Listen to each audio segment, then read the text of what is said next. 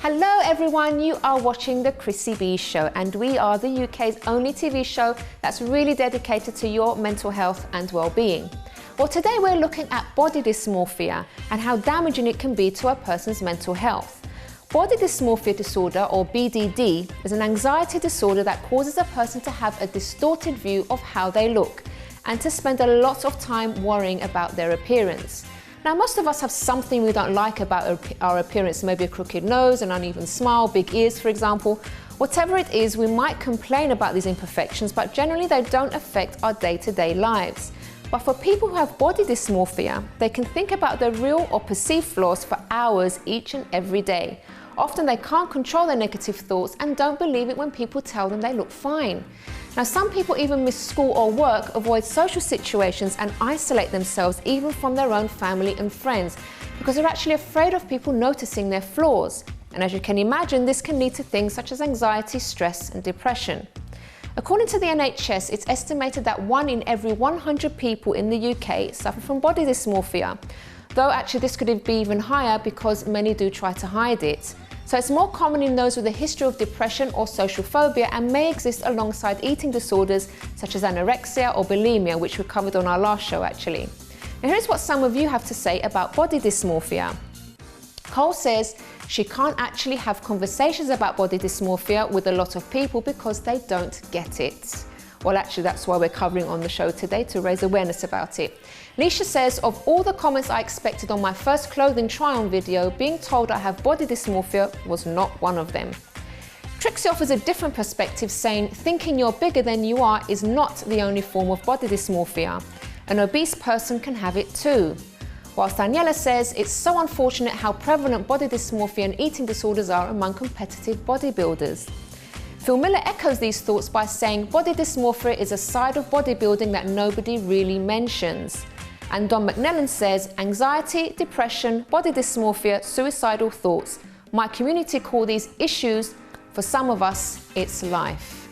So let me tell you about my guests for today. I'll be joined by a special guest who suffered from body dysmorphia, and that's Maddie Butler, and hearing how she's learned to deal with it. I'll also be joined by our resident psychologist, Dr Audrey Tang, who'll be telling us more about the disorder and what people can do to get help.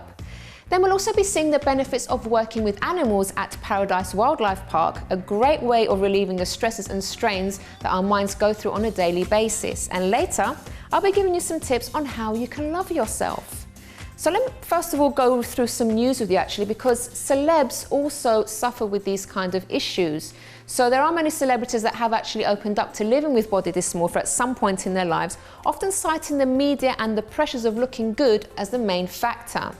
So Hayden Panettiere, star of Heroes and Nashville, told Women's Health magazine that she suffered from body dysmorphia as a teenager after a magazine published a photo of her in jean shorts along with the word cellulite. Hayden says, I was mortified. It gave me such body dysmorphia for so long. But I remember reminding myself that beauty is an opinion, not a fact. And it has always made me feel better. Lily Allen also spoke about her struggles with body dysmorphia in 2010 after leaving this comment on her blog. I used to pride myself on being strong-minded and not being some stupid girl obsessed with the way I look. I felt like it didn't matter if I was a bit chubby because I'm not a model, I'm a singer. I'm afraid I'm not strong and have fallen victim to the evil machine. I write to you in a sea of tears from my hotel bed in Seattle. I have spent the past hour researching gastric bypass surgery and laser liposuction.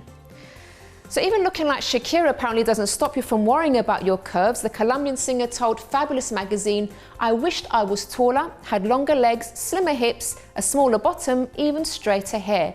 I'm just like all women. We're born to criticize ourselves. And it's not just the female celebrities. Twilight star Robert Pattinson told GossipCon he suffers from anxiety and body dysmorphia that he finds crippling in the build-up to red carpet events. He says, I get a ton of anxiety right up until the second I get out of the car to the event, when suddenly it completely dissipates. But up until that moment, I'm a nutcase. Body dysmorphia, overall tremendous anxiety. So now looking at this subject from a different angle, one of the most prevalent feelings associated with body dysmorphia is anxiety. So it might not come as much of a surprise to those pet owners out there. Animals are actually proven to help people deal with depression, anxiety and stress. And according to the Mental Health Foundation, a pet can be a great source of comfort, companionship and motivation for their owners. In many ways, pets can help us to live mentally healthier lives. But even if you can't have a pet for any reason, just being around animals at a farm or even a zoo can have a calming effect. So with this in mind, I went back to Paradise Wildlife Park to see how working with the animals there helps benefit the workers' mental health and well-being. Here's part one of how I got on.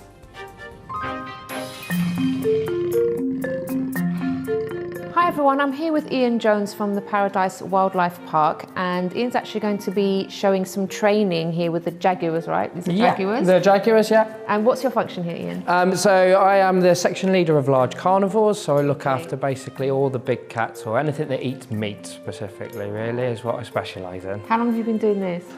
So I've been working with big cats in the UK for about just over 10 years now. I've been here at Paradise for 5.5 years now, just working with large carnivores. Yeah. How did you get into that? It's quite an unusual job. I went and volunteered in South Africa in an animal rehabilitation centre, and basically I've never looked back since, really. How important do you think it is for someone to wake up every day and just love what they do? Because I know there's a lot of people in jobs they hate. Yeah, I've got lots of friends that I think live for the weekend more than anything, where we're working weekends because, you know, it's the animals that we're caring for, and we want to make sure they've got the best welfare and the highest standard of care we can provide. So can you take us through what you'll be doing today with both of them? Okay, so the training that we're going to do is what we call kind of signal-based training. It's operant conditioning, so this is strictly the positive reinforcement side that we're going to be doing here. So one of the very simple things we do with training is we wear a bright orange hat when we're doing medical check training with them.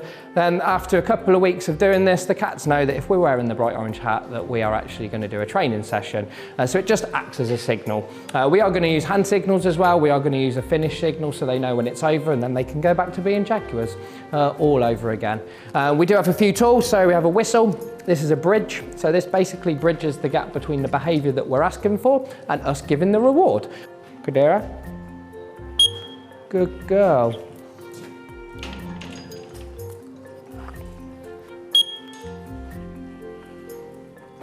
Good girl, well done. Nice and gentle today.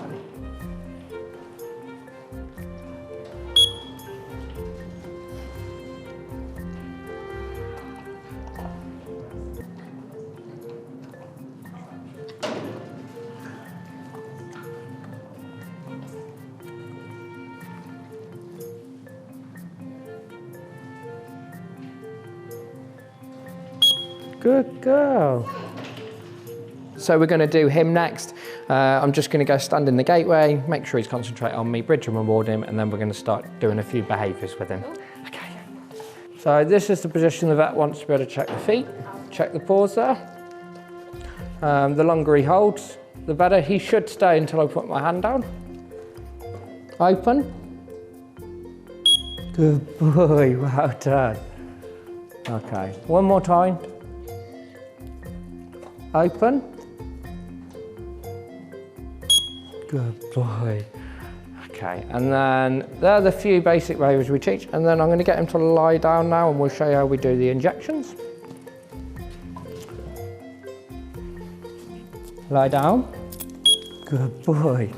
Okay, so what I want is him pressing his back leg against that mesh, so it means we don't have to put our arms through or anything like that.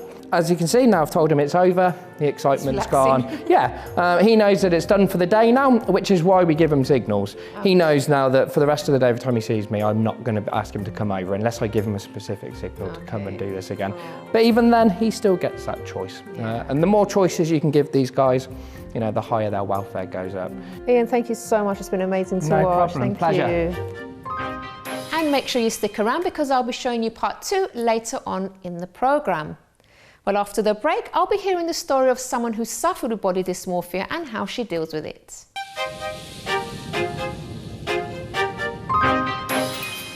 Hi everyone and welcome back to the Chrissy B Show, where we are discussing body dysmorphia. So this is a subject we have not covered on the programme before, so I am looking forward to learning more about it. So my first guest, who's been very brave today to raise awareness about the issue, is Maddie Butler. Hello Maddie. Hello. Thanks so much for coming on to talk about That's this. So you told me earlier it's the first time that you're actually speaking about this on TV. Yeah. So why have you decided to go ahead with something like this? I definitely want to raise awareness for it. And just any mental health, issue or illness at all. Yeah. I just don't think, I think there's still quite a lot of stigma around it. Yes. So I just kind of Yeah, want there to is. get rid of that a little bit. Okay, good. Well, you're on the right show to do that. Yeah. So tell us, when did it all begin with you? Because you did have body dysmorphia. Yeah. When did you notice, and what was happening at the start? I was about 13, so quite a few years ago now. And I don't know, there was a lot of social media with celebrities going on at the time, and they were saying, you know, I've struggled with eating disorders, bulimia, whatever. And it kind of got that image into my head, and I was like, oh, maybe that is something that's not necessarily cool, but something that I should aspire to. Like Really? having, you know, an eating disorder or, you know, self-harming or something. I kind of, in my head, it was kind of like, well, maybe that is something that I should do because that person's done it and that celebrity's done it. And then I guess, you know, over time, just kind of looking at myself in the mirror and just kind of not feeling happy, and then obviously taking it to the extreme and looking at myself and thinking, you know, I'm really obese, I'm really fat. So was that the main issue? You would look at your body and think when you were 13 that you're overweight, and who were you comparing yourself to? I was comparing myself to, you know, everyone around me. My best friend, she's stick thin. She's completely different build to me. But why is there always a best friend that's really thin? I know, it's crazy. But she's, you know, she's stick thin, and she still is to this day. Whereas I'm not stick thin. I am who I am. I'm curvy, and that's me. Which is lovely. Yeah. Yes. It took me a few years to realise that. And I think comparing myself to her, I'm not saying, you know, it's her fault. It's not her fault. I love her to pieces. But that kind of stunted things and started everything kind of for me. Okay. And then can you take us through maybe like a typical day for you, like waking up and what you'd think about yourself, the kind of thoughts that would, you know, would pass through your mind? Well, I mean, going back the days then, I would wake up straight away, I'd weigh myself. Really? Yeah, I'd weigh myself every day, and sometimes it was more than once a day. Like if I'd exercised, I'd be like, oh look, I've lost 2 pounds. I'd sweating for 2 hours. And I'd weigh myself. I'd then eat a very small breakfast and very small meals throughout the day. And you know, I'd constantly, every mirror I go past, every window, every car window I'd go past, I'd look in it and be like, oh, I don't like the way my face is. I don't like how chubby my cheeks are. I don't like how my belly's protruding in these jeans, kind of thing. And it was literally probably every 5 minutes I was thinking something like that. But luckily now, those thoughts are still in my head, but I have to rationalise them and say, you know, actually, no, that's fine, that's normal, that's what you are, kind of thing. What did it cause? Like, what kind of issues did it cause for you? Like being, we'll say, so obsessive about the way you looked? Well, it initially sparked an eating disorder. I'd say, I'm not really sure how you would define it, but I would, you know, I was very constrictive in my calories. I would, you know, have 800 calories a day, which is ridiculous. Yeah, that's really low. And, you know, I remember Christmas Day, we had, you know, like all the meals around the table and the whole family was there. And I literally had a little bit of chicken, some roast potatoes and some veg, and I barely touched any of it. And I remember my brother saying to me, he was just like, you don't eat normally anymore. And I think that was the trigger point for me. Just going, oh, hold on a minute. I need to sort this out, kind of thing. Physically though, were you looking any different? Like, had you... I did. I mean, I went down to, I think, around 8 stone, which was very small to me, very small for me. And how did you feel at that weight? I felt great. And I'm not going to lie, I would love to be 8 stone now, which is probably an issue. But I love your honesty, by the way. Yeah. But yeah, obviously I went down to 8 stone and it was amazing. And I think even now I still try to go to that weight. I still do, you know, like these fad diets and everything and try to get to that weight. When you say it was amazing, was it just maybe just looking at yourself in the mirror thinking I look great, or how did you actually feel about other things and your mood and stuff like that? I mean, actually looking in the mirror I felt great. And, you know, getting some trousers on that had been in my wardrobe for years that I could never get on, that was amazing. But I think like the mental aspect of it, I wasn't in a good place at all. I remember this one day, we did this choir gig at Wembley Arena, and remember that morning I was 8 stone and I was really, really happy. But also the night before I'd self-harmed. Okay. And that wasn't good. And I felt very negative about that throughout the day. So it kind of impacted on that day and any day really. And was it what came first, the self-harm or the feeling about, you know, the negative feelings about the way you looked? The negative feelings about the way I looked. Okay. And then obviously the self-harm, the eating disorders, and from there.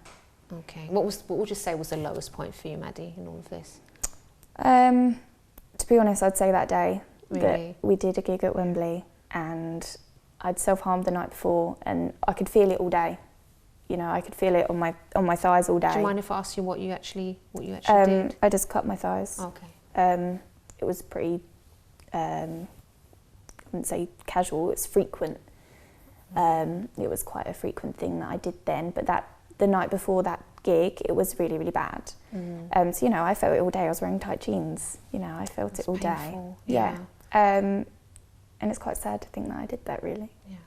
I mean, obviously this is something that I'm going to ask our psychologist after the break, but it's quite interesting how, you know, you say you felt great at that weight and you're looking at yourself, but at the same time you still wanted to harm your body that you supposedly loved, which is very confusing when you think about it. Doesn't sound rational at all, does it? It wasn't rational at all. Yeah. It was completely irrational and a bit out there. What did you do after that day when you realised, you know, this is really getting out of hand now? Yeah. I mean, first of all, you know, this was a huge secret. This wasn't something that I kind of bandied around everywhere. My mum found out, obviously, about the self-harming and everything, and she kind of went nuts, and then she kind of was like, she didn't know anything about it? She didn't know anything. Okay. I mean, obviously, she's my mum. She understood that my eating was getting a little weird and, you know, habits were happening. But yeah, she found out about the self-harm, which then obviously kind of led me to telling her about, you know, the eating disorder, which was caused by the feelings I was having. And just from then on, I received CBT for a little bit. So you went to your doctor first? Did you? Yeah, I went to my doctor, and eventually it did take a lot of persuading, which is quite surprising. But he said, okay, I'll put you for CBT. So I had a short course of that. And just kind of went from there and just kind of progressed little by little. Like I would, as I said, I was restricting my calories to like 800 a day. I then went up to like 1200 and then at a stable weight of 1500. Which is still, 1500 still enough to lose weight though, isn't it? Yeah, because 2000 is about supposedly right. So now I don't count my calories at all. I keep going back to it, but I can't stick to it. So I'm seeing that as a really good thing. That is good. I hate counting calories. I stopped doing that years ago as well. But I think it was just little steps here and there that just kind of helped. Where are you now, would you say? I think I'm in a really good place. I mean, I think about 2 years ago, as a result of all this, I did get diagnosed with depression, and I've had that since. But in terms of that and the body image thing, I'm in a really good place. Like, there's still days when I just want to wear baggy clothes because I just feel huge.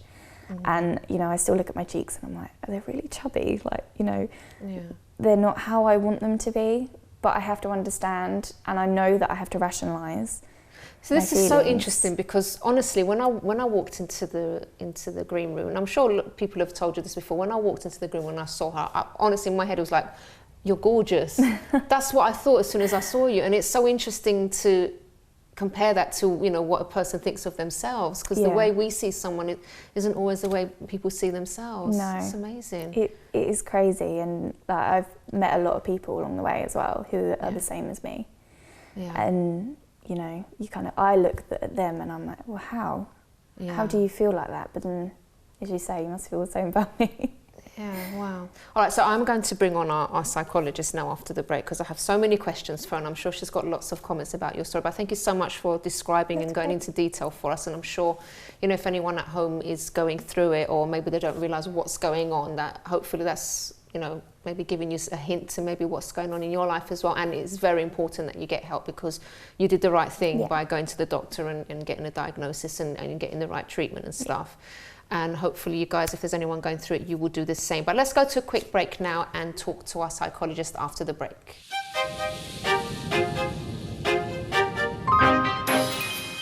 Hi, I'm Chrissy B, and my show is all about improving your mental health and being happy. Join me every Monday, Wednesday and Friday at 10 p.m. on my channel Sky 203. Visit chrissybshow.tv for more information and subscribe to our YouTube channel, Chrissy B Show. You can also follow us on Twitter and Instagram at Chrissy B Show, and on our Facebook page, The Chrissy B Show.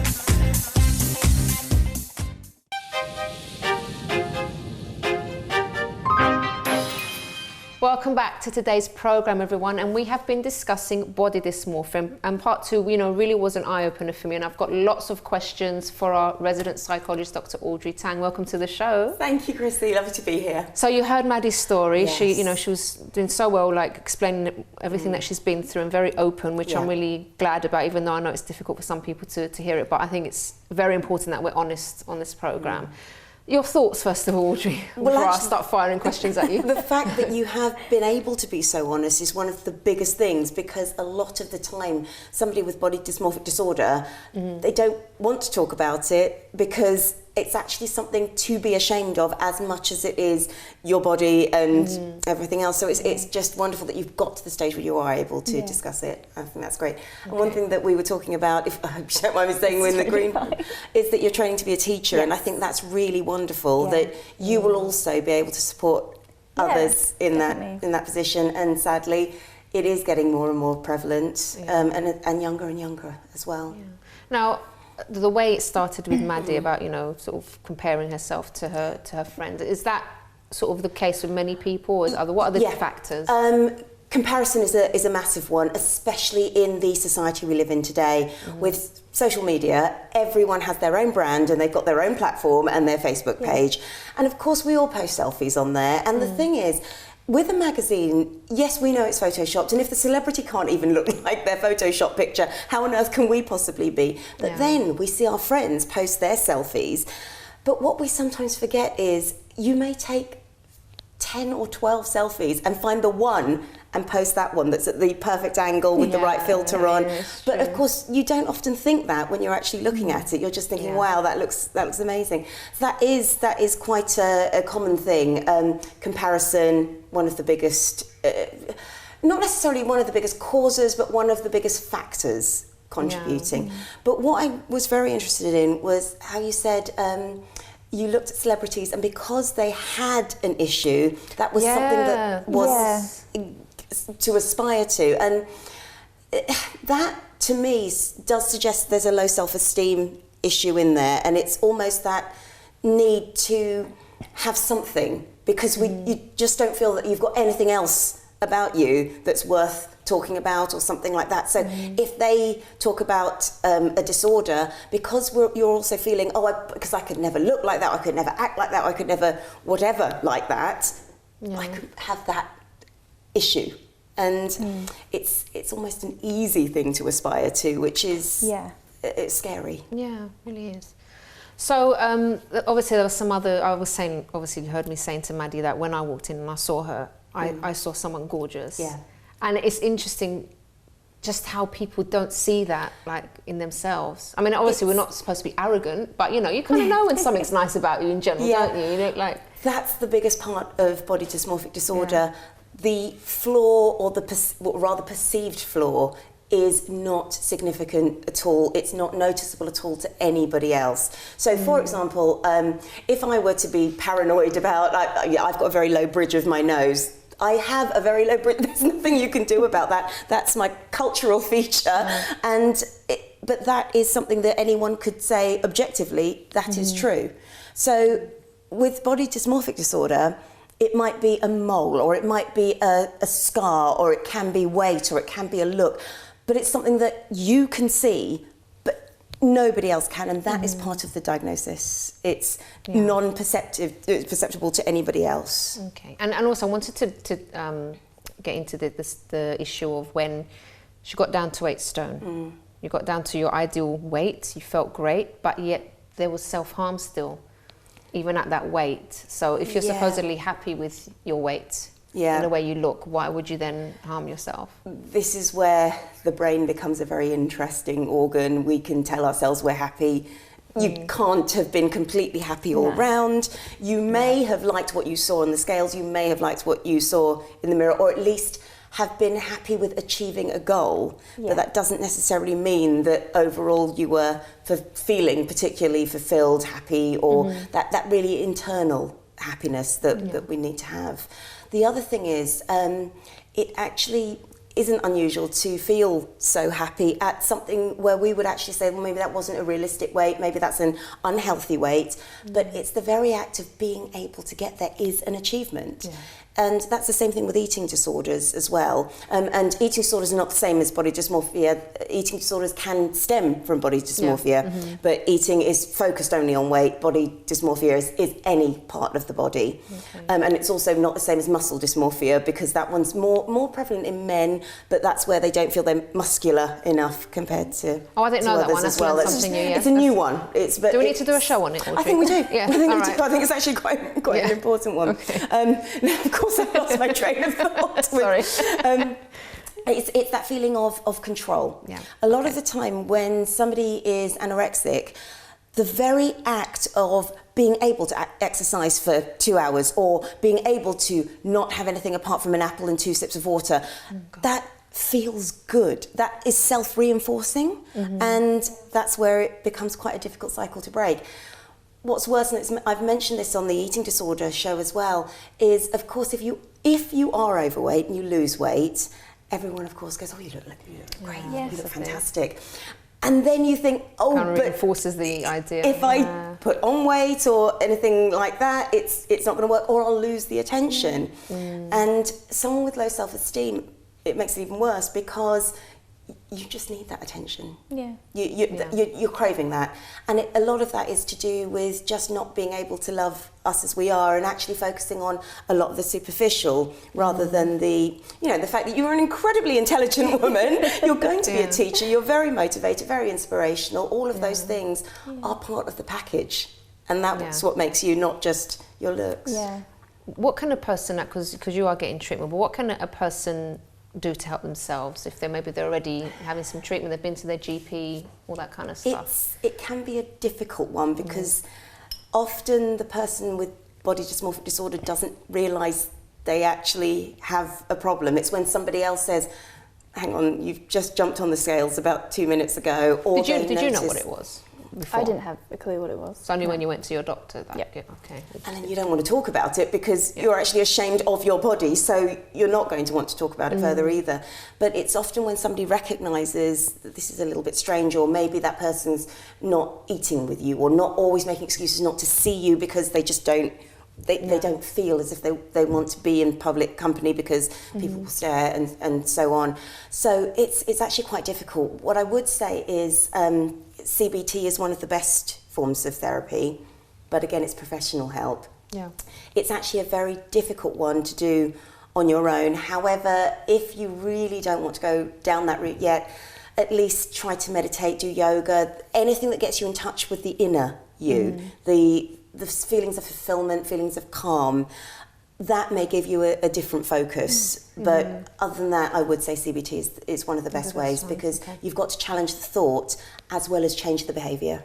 It's two things there. And what if you are concerned about a family member? Because you said your when did your mum find out, by the way, like for sure that there was an issue? Did you eventually, did she confront you and you opened up about it, or did she have to kind of drag it out of you? It wasn't either of those. It was, I didn't want her to know at all. I was washing up and I had cuts on my wrists. And she was like, what have you done? I was like, what do you mean, what have I done? And she was like, what have you been doing? And then kind of we sat down and had that conversation. Okay, what was that like? It was horrible, I hated it. But now, she's my go-to person. If I'm like, Mum, I feel really low, and she's like, okay, we'll talk it through. Do you think if she hadn't seen the cuts, she would have ever told her? I don't think so.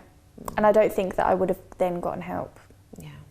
So just as well she did then. Yeah. Sometimes it is that, because there's always, you may realise you need help, but it's the fear of what someone else is going to say. Yeah. And if someone else broaches the subject, in a way you can follow their lead.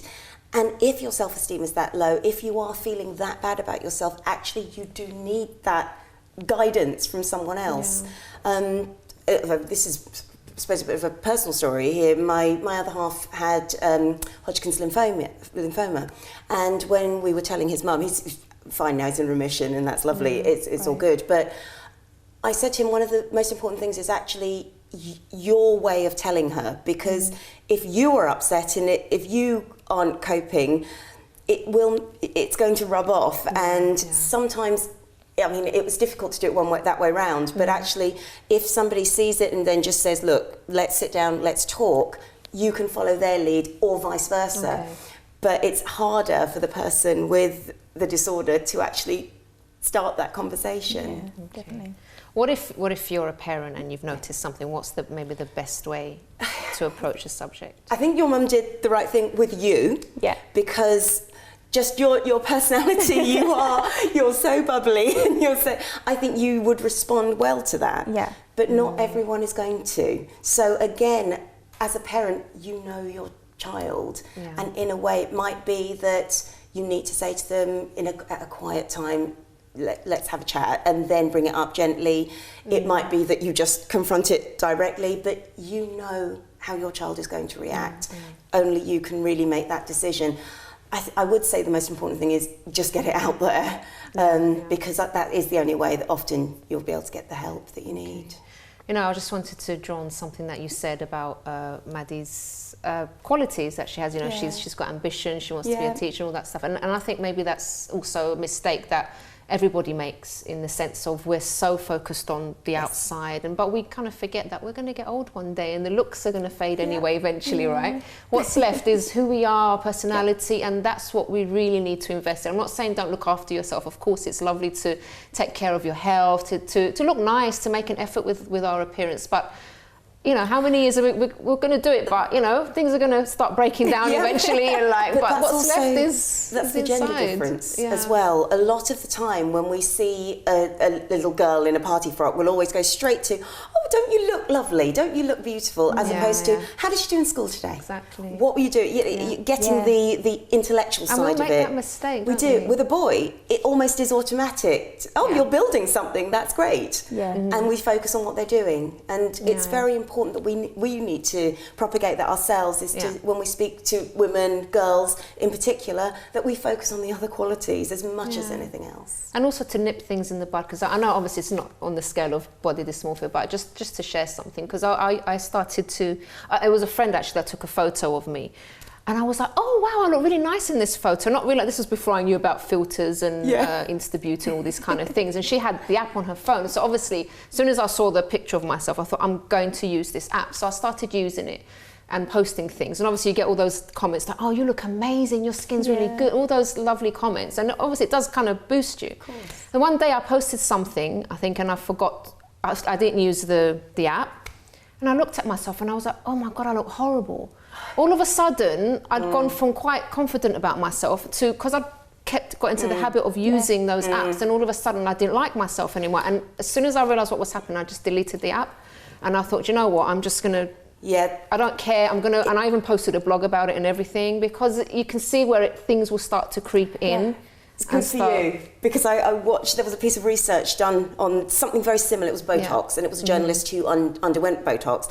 But she said one of the scariest things was when she was in the clinic, they showed her what she looked like now and what she looked like after Botox. And she straight away said, I'm a before picture. I want to be the after picture. And that's already put our mindset into, I'm the before, and this is what I can be like, and that's difficult.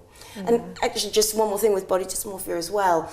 The saddest part and the most ironic part of it is that self-harm is actually very common, and not just in terms of cutting, but actually things like plastering so much makeup on, going on Botox, or picking at skin and that kind of thing, just to clear those blemishes away. And actually, you can then make yourself damaged yourself physically and make yourself look what may be called conventionally unattractive just because you've scratched your face so much, you've covered it up so much, and that's the saddest part of it. Gosh. Maddie, what would you say to other people maybe that are feeling this way about themselves? What advice would you give? I would just say that they're not alone at all. There's so many people out there, and there's a huge network, especially online. Obviously, there is like the social media part of it and everything. It's so good, and they're just not alone. Okay, that's pretty much it. Brilliant. Thank you so much for sharing your story. Audrey, thanks so much for your great input as usual, and we'll see you again soon. Thank you, girls. All right, guys, so after the break, I'll be giving you a few of my own tips on how to love yourself, and I'll be showing you the second part of my visit to Paradise Wildlife Park.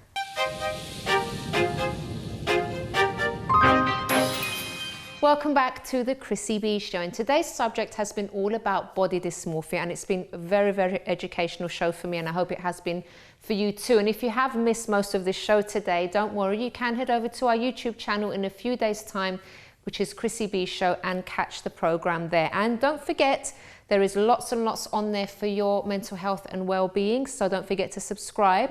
We have loads of things such as fitness tips, healthy recipes, we have some talks with psychologists. There's so many different things that are great for you.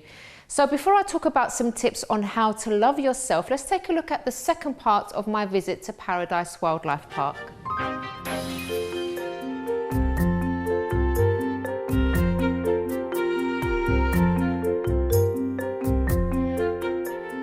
You have to give them as much attention if you've got only one parrot.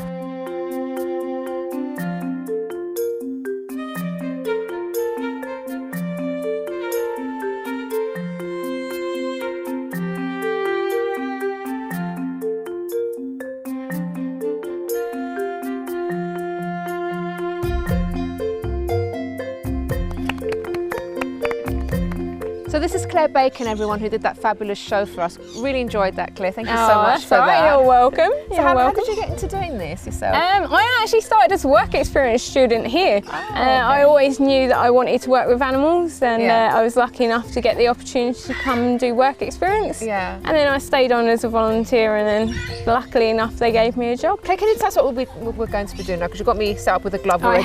I have, and you got a lovely cup of food. Yes, I've got a cup of food here. Nice cup of surprise. And we've got chicken. Bit of chicken as well. So basically we've got to do some flying with one of our birds. So we've got to get out Scally, who's an African spotted eagle. Okay. And when we're flying the birds, it's always through positive reinforcement. So we don't make them do anything they don't want to. So this is Scally, so we've got to go down and see if she looks up for it. So let's go and see. She looks like she knows what's coming. So when you're not flying the bird, just keep your arm down to the side. Okay. Because she's got to do a nice flight out for us. Good gal. Oh, she's so cute. So there you go. So she's got to do a lovely flight into the arena. So this tells us that she's up for coming out and flying. So at this point, she still has the choice of whether she wants to come out, and there she goes out. So she's decided she wants to fly today. These guys have incredible hearing. They can literally pinpoint a mouse's heartbeat up to 8 meters away. Wow. So it could be that they can hear a wild bird of prey flying around. So when she's looking at you, there you go, so you can put your glove up. Perfect, so I'll give you the bit of food. And right up to her beak. Perfect. So Scally here is coming up to 20 years old now. So in captivity, she can quite easily live up to about 30 years. So. Perfect.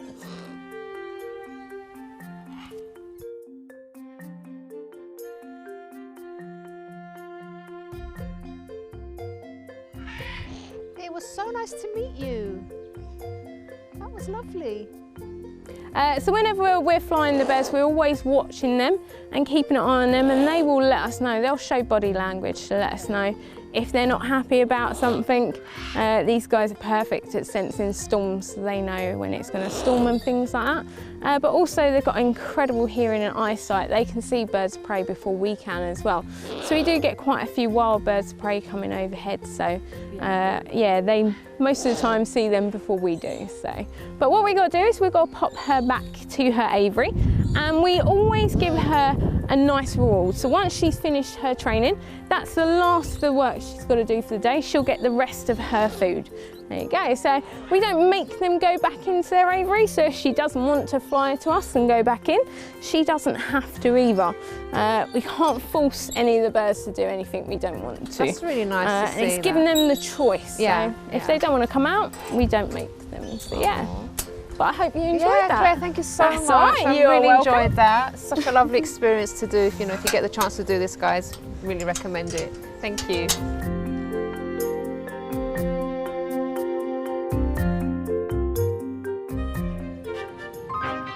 So as I said, definitely something I would recommend for viewers to do because it was such fun and very calming, I would say, as well. So now let me go through a few things, a few pointers to help a person to love themselves.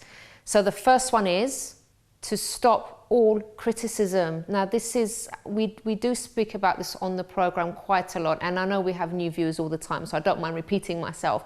Criticizing yourself will not change anything. So make it a rule in a sense, a promise to yourself that you will not criticize yourself. And you actually really have to police yourself quite well, because it's amazing how many negative things you can actually even say out loud to yourself. So maybe you look at yourself in the mirror sometimes and say, oh my God, you look so fat, or you look so ugly, or this or that. And even if you were to stop saying those things out loud, sometimes it's just in your head all the time. You're thinking negative things about yourself, not just about the way you look, even about you as a person, or your skills, or studying. It can be absolutely anything. So make it a point of actually evaluating your thoughts and watching out for those negative things that come, and then put a stop to it. As soon as you find yourself getting into that cycle of saying one negative thing after the other, stop it there and then and start to say good things about yourself.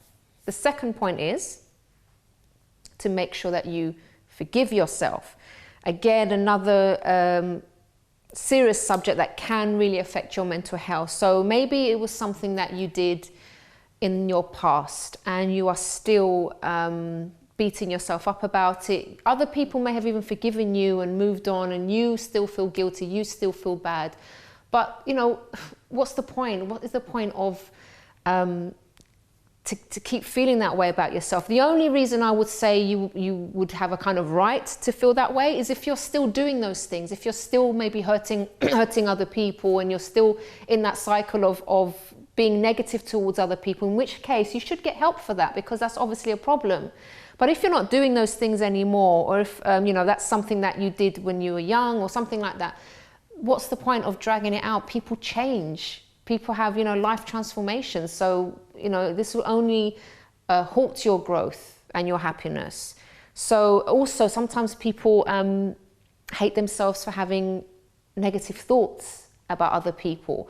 And I would say you kind of have to evaluate this, because there are some types of thoughts that will come to all of us. All of us maybe will look at someone and judge them, or kind of think badly about someone, or have horrible thoughts about people. But again, goes back to point one, where you really need to police your thoughts and make sure you keep them in check, because as easy as it is to have a negative thought, you can get into the habit of having positive thoughts about yourself and others too. The third point that I have to share with you is to be your best friend. So how, if you have a best friend, that is, how do you treat your best friend or your close friends?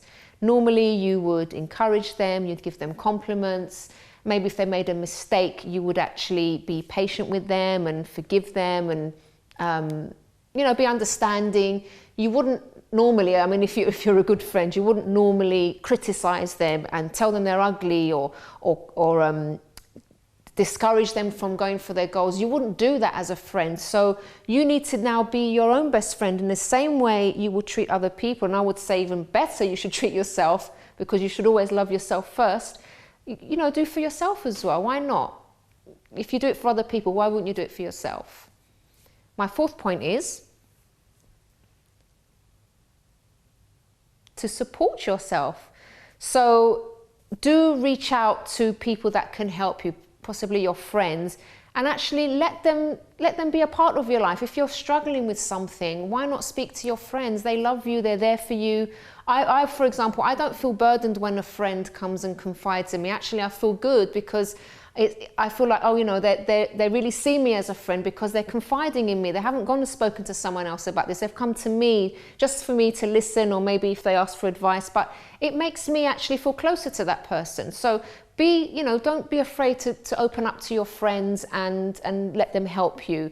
And so a lot of people think, oh, but if I ask for help, I'm weak. It's not. It's a sign of strength, because you're realizing that you're not coping on your own. You need that help. I think that's a sign of strength, not weakness. The next point is to definitely take care of your body. So, we do talk about health and fitness on this program quite a lot. So do make sure, but don't do it in the case of, in the sense of, I have to look good and that's why I take care of my body. No, take care of your body because it's what takes you through life, not for what it looks like on the outside, but the function of it in general, the way it takes you around to places, the way it keeps you going in life. Nourish it for that reason, and not just because, it can look good if I take care of it. The next point is, say, I love you. Okay, so how many times maybe do you tell your children that you love them, your partner that you love them, even your cat or your dog, right, your pets? So how often do you actually say that to yourself, so that you can get into the habit of every day looking at yourself in the mirror and saying, I love you.